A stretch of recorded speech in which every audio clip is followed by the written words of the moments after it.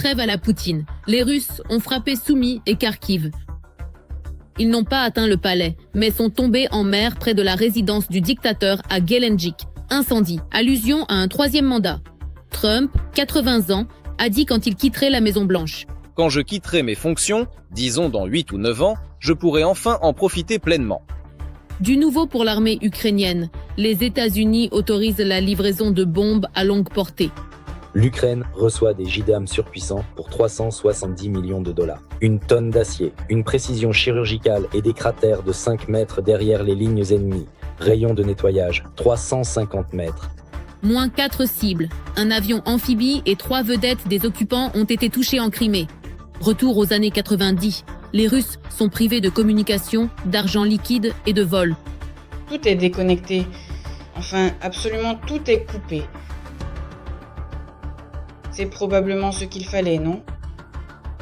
Ou plutôt, ce que nous redoutions. Ils sont en train de nous isoler complètement du reste du monde.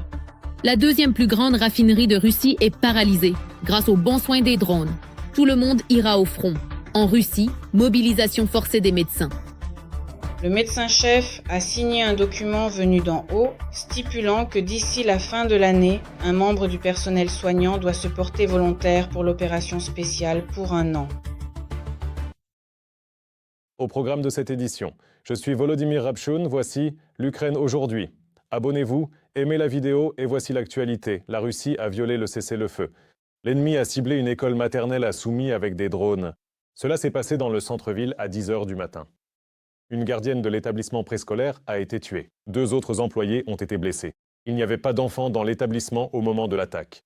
Une opération de sauvetage est en cours sur place. Je rappelle que hier, l'Ukraine a déclaré un cessez-le-feu à partir de la nuit du 6 mai. C'est ce qu'a annoncé le président Zelensky. Quelques heures seulement après minuit, les Russes ont lancé une série d'attaques. Ils ont notamment frappé Kharkiv et Dnipro. L'Ukraine ripostera. La probabilité que des drones et missiles ukrainiens apparaissent lors du défilé de la victoire à Moscou a considérablement augmenté.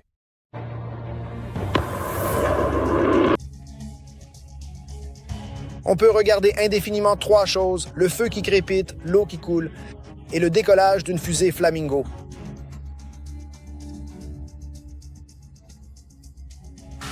Des missiles ukrainiens ont frappé l'usine VNIR Progress, située à une distance de plus de 1000 km de la frontière.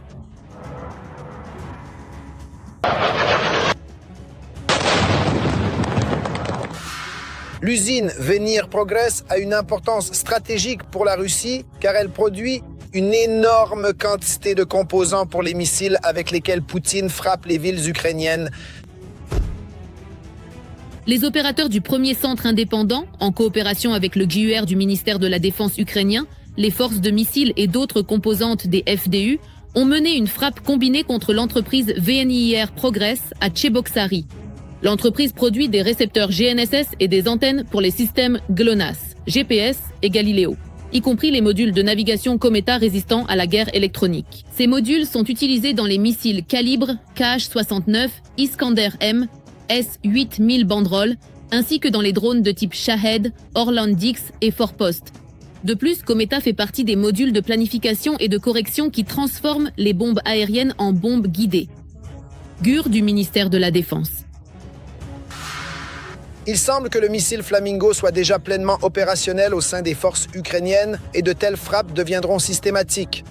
Le missile Flamingo, aussi appelé FP5, c'est un missile très performant et selon toute vraisemblance, il est déjà sérieusement entré en service. Et c'est un élément extrêmement sérieux de ce que j'appellerais une sorte de nouvelle réalité stratégique dans la guerre entre la Russie et l'Ukraine.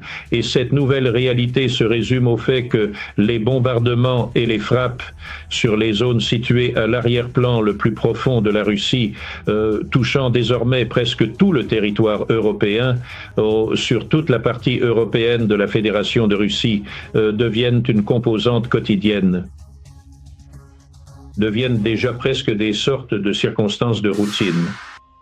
Les autorités russes ont annoncé avoir abattu près de 300 drones d'attaque dans 18 régions de la Fédération de Russie.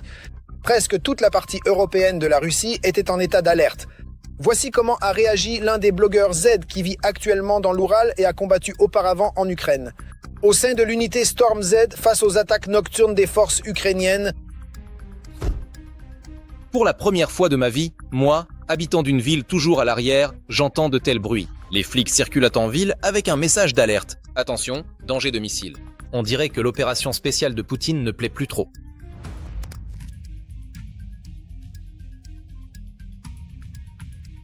Même les députés locaux sont mécontents des frappes sur la Tchouvachi et ont déjà commencé à critiquer ouvertement Poutine et sa soi-disant opération militaire spéciale. Les frappes de drones d'aujourd'hui sur la capitale de la Tchouvachi, sur Tcheboksary, sont le résultat de la politique. Le déroulement de l'opération militaire spéciale et la mort de nos compatriotes relèvent également d'une dimension politique. Les tarifs que nous payons, c'est aussi de la politique. Absolument tout ce qui nous concerne au quotidien, c'est de la politique. Alors prenez le temps de bien faire travailler vos méninges et réfléchissez sérieusement à ce qui se passe dans notre pays. L'usine de Tcheboksary n'est pas la seule visée. Les forces ukrainiennes ont aussi frappé une raffinerie, l'une des 5 plus grandes de Russie. Des drones ukrainiens se sont rendus dans la région de Leningrad et ont frappé la raffinerie de Kirishi. Les opérateurs du premier centre, avec les forces spéciales et le service de sécurité, en lien avec d'autres unités, ont frappé la raffinerie Kinef de Kirishi. La capacité de l'usine est de 20 à 21 millions de tonnes de pétrole par an, ce qui en fait l'une des 3 plus grandes raffineries du pays agresseur. L'usine fait partie de Surgutneftegas et se spécialise dans le raffinage profond du pétrole, la production de carburant, de bitume et d'hydrocarbures aromatiques. Kinef est un élément crucial de la logistique d'exportation de la Russie dans la région de la Baltique. Le GUR du ministère de la Défense de l'Ukraine. Toute la structure pétrolière russe, l'infrastructure globale, depuis l'extraction jusqu'à l'exportation, subit actuellement un impact très sérieux. Comme on le dit souvent dans les milieux militaires, l'impact direct de l'ennemi. Ce qui finit par provoquer aussi, bien entendu, une irritation profonde et une véritable colère noire du côté de Moscou. Il semble que les craintes de Poutine concernant le défilé du 9 mai ne soient pas infondées. Et les forces ukrainiennes de systèmes de drones pourraient offrir un cadeau sur la place rouge pour le soi-disant jour de la victoire et pas seulement à Moscou. Et il est déjà évident que les nouvelles armes ukrainiennes, notamment les missiles Flamingo et les frappes systématiques, deviennent un atout majeur pour l'Ukraine.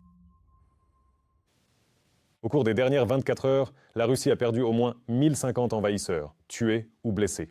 Ainsi, depuis le début de l'invasion à grande échelle, cela représente déjà 1 337 170 occupants. De plus, au cours des dernières 24 heures, les forces de défense ukrainiennes ont détruit un char russe, 5 véhicules blindés de combat, 92 systèmes d'artillerie et des dizaines d'autres équipements militaires. Pendant ce temps, le blogueur propagandiste russe Ilya Tumanov, connu sous le nom de Fighter Bomber, a annoncé la perte d'un autre hélicoptère par la Russie. D'après l'image, il s'agirait d'un Mi-8. Kim Jong-un envoie à la guerre russe contre l'Ukraine des jeunes de 14 ans. Le dictateur nord-coréen rassemble une armée d'adolescents et de jeunes pour les envoyer aider Poutine. Des milliers de morts, des dizaines de milliers envoyés au front. Et ce n'était que le début. La Corée du Nord continue de fournir à la Russie non seulement des armes, mais aussi de la chair à canon. Nous ne sommes pas responsables de la mort de ces personnes. Selon Reuters, lors du 11e congrès de la Ligue patriotique socialiste à Pyongyang, Kim Jong-un a de fait donné le feu vert à une nouvelle vague de l'envoi massif de jeunes à la guerre, les qualifiant d'avant-garde et de forces clés du régime, en exigeant fermement de leur part qu'ils soient prêts à combattre et à donner leur vie. Pyongyang souhaite démontrer au monde que ses relations avec Moscou revêtent une dimension nouvelle. Au son des retraites au flambeau, des rassemblements de masse et des concerts solennels, le dictateur nord-coréen façonne non pas l'avenir du pays, mais une ressource pour la guerre. Ces jeunes gens, de 14 à 30 ans, deviennent les instruments d'une géopolitique étrangère. Les Nord-Coréens et Kim Jong-un reconnaissent leur participation à cette guerre. Ils affirment que la mort de chacun est inévitable, car il n'y a pas d'autre issue possible. Telle est la logique du culte de la mort. Ils qualifient ces soldats, morts on ne sait où ni pourquoi, de sacrifices sacrés dans la bataille pour leur patrie. Où se trouve cette patrie? Personne ne l'explique jamais, mais c'est une guerre sacrée. Ce sont des sacrifices sacrés. Ces deux dictatures renforcent leurs liens par des gestes symboliques. Le 26 avril, Kim Jong-un et le ministre russe Belousov ont inauguré un mémorial pour les morts de la soi-disant opération spéciale. Cérémonie en grande pompe avec discours et orchestre sur l'héroïsme et la fraternité. Bref, fidèle au style de la Fédération de Russie. Par décret du président de la Fédération de Russie pour le courage, la bravoure et l'abnégation dont ils ont fait preuve dans l'accomplissement de leurs devoirs militaires, sont décorés de l'ordre du courage.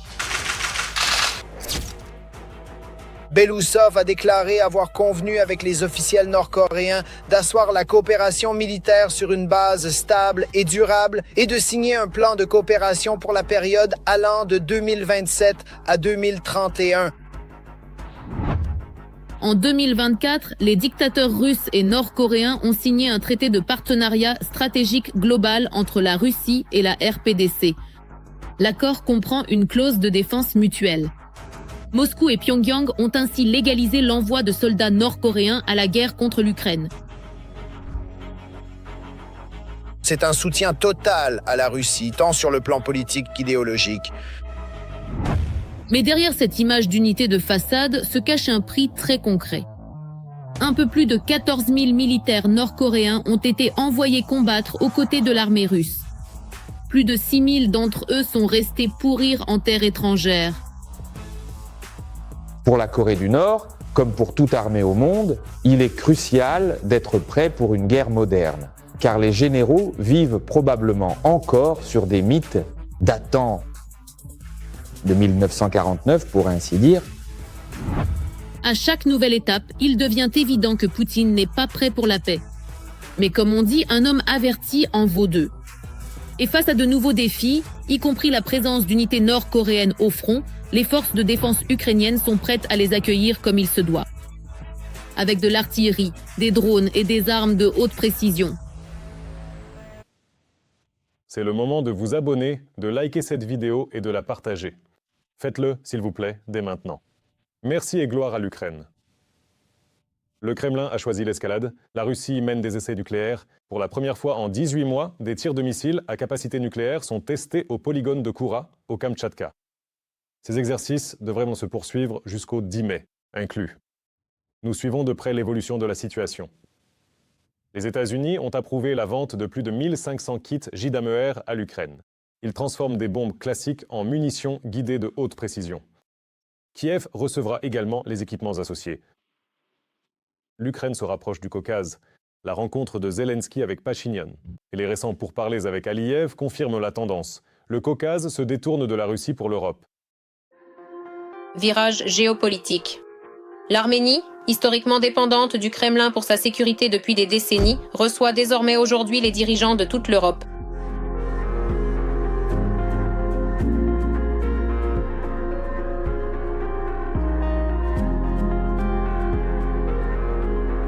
Erevan a accueilli le tout premier sommet bilatéral Union européenne-Arménie de l'histoire. Cet événement fait suite au 8e sommet de la communauté politique européenne qui s'est tenu dans le pays. Pour cette introduction, je tiens à vous remercier, ainsi que le président Costa, pour votre très aimable invitation à ce sommet. Le sommet de l'Union européenne à Erevan montre que le modèle de sécurité européen remplace les structures inefficaces comme l'OTSC. L'espace post-soviétique n'est plus une affaire intérieure du Kremlin. Il est désormais tout à fait clair qu'après la conclusion de la dernière guerre arméno-azerbaïdjanaise, l'ensemble de la population en Arménie a compris que la Russie était tout à fait prête à abandonner le pays sans la moindre hésitation, et qu'elle ne lèverait absolument pas le petit doigt pour lui venir en aide. Cela a marqué le véritable changement de paradigme stratégique et ce pivot historique de l'Arménie vers l'Occident et vers l'Europe. Et le sommet de la communauté politique européenne témoigne de cette nouvelle orientation profonde de l'Arménie pour tout l'avenir proche. La présence de Volodymyr Zelensky et sa participation directe à ce sommet viennent démontrer que l'ère de la domination russe au Caucase est désormais terminée, et que les vieux leviers d'influence du Kremlin ont cessé de fonctionner efficacement. Le président ukrainien a également rencontré le premier ministre arménien Pachinian. Il est évident que l'Arménie se tourne désormais davantage vers l'Europe, partenaire de l'Ukraine, plutôt que vers la Russie. C'est pour cette raison précise qu'elle est désormais disposée à inviter le président ukrainien en Arménie, ce que de nombreux responsables en Russie ont perçu comme un affront direct, un crachat ou une gifle cinglante à leur sentiment de grandeur impériale. Divers propagandistes pro-guerre et les soi-disant correspondants militaires étaient bien sûr furieux. Ils exigeaient avec rage que les 5000 soldats de la paix russe à Gyumri attaquent immédiatement Zelensky pour le capturer. Et tout ce genre de choses. Bon, naturellement, tout cela n'est pas sérieux. Mais c'est une gifle. Enfin, ils ne vont évidemment pas l'admettre publiquement. L'influence russe dans le Caucase du Sud chute rapidement. Le Kremlin perd sa position d'acteur clé. Et la région se tourne désormais activement vers de nouveaux alliés. C'est une région où elle était présente depuis très longtemps, dès le règne de Pierre le Grand. Ils se sont efforcés activement de maintenir leur contrôle sur cette zone stratégique. Il s'avère désormais clairement que leur influence y chute très rapidement. Et ce même parmi des États hostiles les uns envers les autres, comme c'est le cas pour l'Arménie et l'Azerbaïdjan. Rappelons que le 25 avril a eu lieu la première visite de Volodymyr Zelensky en Azerbaïdjan depuis le début de la guerre. Les deux parties ont consolidé des accords dans les domaines de la sécurité, de l'énergie et de la défense. La coopération existait déjà avant l'invasion à grande échelle. Depuis le début de l'invasion de l'Ukraine par la Russie, elle n'a fait que se renforcer.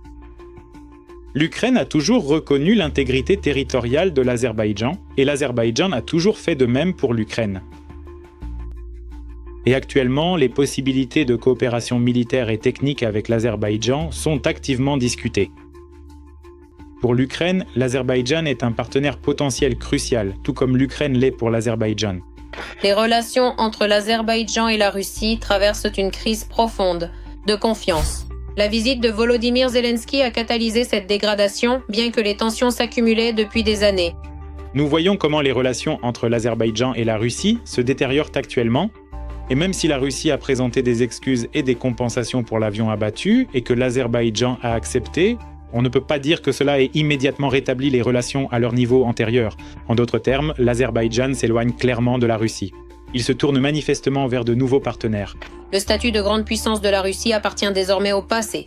Aujourd'hui, le Kremlin ne représente plus qu'un simple acteur de second plan mondial, étant contraint de s'ajuster à des réalités sur lesquelles il n'exerce plus aucune influence. Et voici que le Premier ministre slovaque, comme disait ma prof principale, a craché au visage de Poutine. Robert Fico a déclaré qu'il irait à Moscou le 9 mai voir Poutine, mais qu'il ne participerait pas au défilé sur la place rouge. Qu'est-ce qui a poussé Fico à changer de position vis-à-vis de la Russie et du dictateur du bunker? Réponse dans ce reportage. Une vieille amitié serait-elle en train de se briser? Et Poutine est-il en train de perdre ses alliés clés?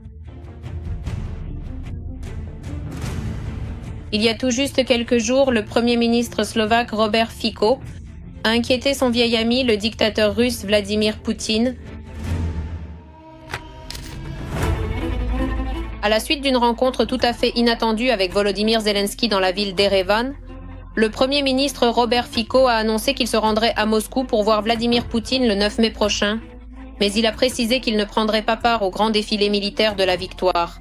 Il a également déclaré qu'il prévoyait seulement de déposer des gerbes de fleurs devant le monument dédié aux soldats inconnus. Concernant sa visite à Moscou, là encore, il n'y a plus de rhétorique aussi agressive. C'est-à-dire qu'il dit qu'il ira, qu'il verra Poutine, mais qu'il ne participera pas au défilé. Je déposerai des fleurs sur la tombe du soldat inconnu de l'armée rouge pour remercier de la libération au nom des Slovaques. Et j'ai une brève rencontre de prévue avec le président Poutine. C'est tout. Je n'irai à aucun défilé militaire. Parallèlement, Fico a défendu son voyage en Russie, critiqué par la Commission européenne. Je ne me laisserai absolument pas acculer dans une situation où j'aurai de profonds remords de conscience. Je rencontre Poutine, tout le monde me critique. Mais quand je reviens de le voir, dans les couloirs de Bruxelles, aux toilettes, tout le monde me demande ce qu'il a dit. Pourtant, la semaine dernière encore, l'assistant de Poutine, Yuri Ushakov, assurait que le Premier ministre slovaque serait au défilé du 9 mai. Ushakov a confirmé que Fico, avec d'autres invités, assisterait au défilé de la victoire à Moscou. Le politologue Oleshchuk croit que le Kremlin, et non Fico, a lui-même changé ses plans. À part Fico, personne ne comptait se rendre à Moscou à ce moment-là. Je suppose que le Kremlin ne voulait pas vraiment que Fico soit présent au défilé, car cela aurait paru étrange. L'an dernier, il y avait de nombreux dirigeants mondiaux, dont le leader chinois. Et aujourd'hui, Fico est seul, et alors quoi? Qu'est-ce que cela est censé démontrer? Une perte d'autorité et de prestige? Et Fico lui-même n'était pas vraiment impatient d'assister au défilé. Il est parfaitement conscient des menaces liées à l'organisation de ce défilé et de la peur des dirigeants russes pour sa sécurité. Et il est évident que Fico n'a pas besoin de tout cela. Aujourd'hui, Fico tente de ménager la chèvre et le chou après l'affaiblissement de son allié Viktor Orban en Hongrie. Fico se trouve manifestement aujourd'hui dans une situation particulière, perçue par tous comme le leader le plus pro-russe d'Europe. Et il semble bien qu'il ne soit pas très à l'aise dans ce rôle. Car auparavant, c'était Viktor Orban qui essuyait systématiquement les plâtres avec ses déclarations pro-russes constantes. Et Fico se contentait simplement de le suivre. Ainsi, il n'était pas en première ligne, il recevait des avantages de la Russie, mais c'était Orban qui encaissait tous les coups, et c'était manifestement très confortable pour Fico. Parallèlement, les analystes notent les tentatives de Fico d'adopter une politique plus modérée. C'est parce qu'il veut simplement conclure des accords commerciaux avec les Russes afin de tirer profit de nombreux avantages stratégiques, mais il ne veut surtout pas attirer sur lui toute l'attention négative des opposants et détracteurs actuels et de tous ceux qui n'apprécient ni le président Poutine ni la Russie. C'est pourquoi il essaie de manœuvrer, du moins pour un certain temps. Sa rhétorique sera beaucoup moins radicale, il fera moins de déclarations de manière ouvertement pro-russe, en attendant de voir comment la situation globale va évoluer. La situation va continuer de progresser.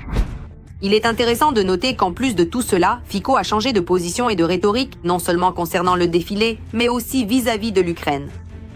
Récemment, il a fait plusieurs déclarations qui enfin ne sont pas vraiment anti-ukrainiennes, mais sont même au contraire plutôt bienveillantes envers l'Ukraine. En particulier, il ne s'oppose plus à l'adhésion de l'Ukraine à l'Union européenne. Pourtant, Fico ne change absolument pas. Il reste le politicien pro-russe sans principe qu'il a toujours été. Eh bien, il a toujours été plus prudent, d'autant plus qu'il voit très bien le sort d'Orban. Il comprend que son avenir politique sera lui aussi menacé. Aujourd'hui, beaucoup disent que Fico prévoit d'organiser des élections législatives anticipées. Peut-être que, encore une fois, il ne souhaite tout simplement pas, disons, déclencher une vague de scandales beaucoup trop importante sur l'ensemble de toutes ces questions, pour le moment, et veut juste se préparer sereinement aux élections anticipées pour conserver le pouvoir. Budapest a restitué les fonds et les valeurs d'Oschat Bank, que les services secrets hongrois avaient saisis en mars de cette année. Je vous rappelle que c'était encore à l'époque d'Orban. À l'époque, la partie hongroise avait illégalement détenu des convoyeurs de fonds ukrainiens et confisqué de l'argent liquide ainsi que de l'or qu'ils transportaient légalement. Les personnes ont pu être libérées presque immédiatement et maintenant les fonds et les valeurs ont été rendus dans leur intégralité.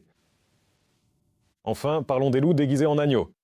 L'Autriche expulse des espions russes qui se cachent derrière un statut diplomatique. L'ambassade de la Fédération de Russie à Vienne a installé sur son toit des équipements grâce auxquels le Kremlin intercepte des données secrètes d'organisations internationales. Tous les détails à suivre. L'Autriche démantèle un réseau d'espions russes. Les autorités ont déclaré que les diplomates à Vienne utilisaient ce qu'on appelle une forêt d'antennes pour collecter des informations au profit de la mer Russie. Les intercepteurs ne se trouvaient pas seulement sur le bâtiment de l'ambassade, mais aussi sur les toits des maisons du quartier de Donaustadt où résident les diplomates et leurs familles. Les autorités du pays ont accusé d'espionnage 3 Russes, membres de la mission diplomatique. Leurs noms n'ont pas été divulgués, mais ils auraient déjà quitté le territoire, selon le radiodiffuseur public ORF. Selon l'ORF, l'ambassadeur de Russie a été convoqué au ministère des Affaires étrangères en avril en raison des activités des diplomates. La partie russe a été priée de lever leur immunité diplomatique afin que les procureurs puissent mener une enquête. Cependant, elle a refusé, ce qui a conduit à leur expulsion, rapporte l'ORF. Comme indiqué, ils ont déjà quitté l'Autriche.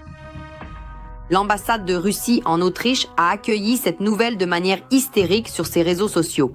Le commentaire indique que des membres de la mission permanente auprès de l'OSCE figurent, entre autres, sur la liste des persona non gratas. Celle-là même dont les délégués surveillaient de près le cessez-le-feu entre l'Ukraine et la Russie dans le Donbass depuis 2014.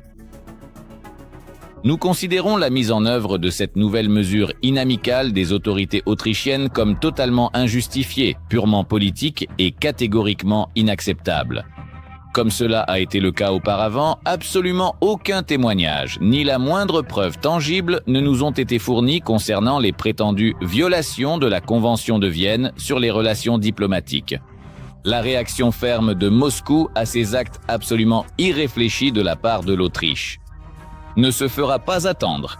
La responsabilité entière de la dégradation continue des relations bilatérales, déjà à leur niveau le plus bas de toute leur histoire moderne, incombe désormais totalement à Vienne. Ce groupe de Russes expulsés d'Autriche vient allonger la liste des personnes accusées d'espionnage. Depuis 2020, 14 agents du Kremlin au total y ont été inscrits. Le plus grand scandale d'espionnage implique un ex-agent du contre-espionnage autrichien Egisto Ott. Il a été arrêté en 2024.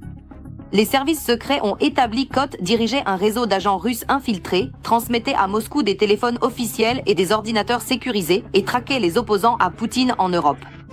Ott est lié à Jan Marsalek, réfugié à Moscou et ex-patron d'une société de paiement allemande en faillite. Après l'arrestation d'Ott, l'Autriche, qui jusque-là prônait la neutralité, a durci le ton dans sa lutte contre les espions. Même les propagandistes russes en ont fait les frais, ce qui a bien sûr provoqué un tollé général. Si la politique d'éviction du journaliste russe n'est pas revue, des mesures de rétorsion de la part de la Russie suivront inévitablement. Et qu'on ne vienne pas dire ensuite que c'est la Russie qui expulse un journaliste autrichien. Absolument pas. C'est l'Autriche qui expulse les journalistes russes en exerçant sur eux une véritable persécution et en les empêchant de travailler normalement, en répétant sans cesse le même scénario. La Fédération de Russie ne manquera pas de réagir si, une fois de plus, ils ne finissent pas par retrouver la raison. Après que d'autres pays européens ont commencé à chasser les agents russes, beaucoup ont trouvé refuge en Autriche. Il semble que ce petit manège touche aussi à sa fin pour les Russes. Le gouvernement autrichien reconnaît de plus en plus qu'il est temps de changer les lois et de sévir contre les espions. C'est tout pour aujourd'hui. Merci de nous avoir suivis. Force aux défenseurs et défenseuses ukrainiens. Gloire à l'Ukraine. Abonnez-vous à la chaîne, likez, commentez et partagez cette vidéo. Et à bientôt.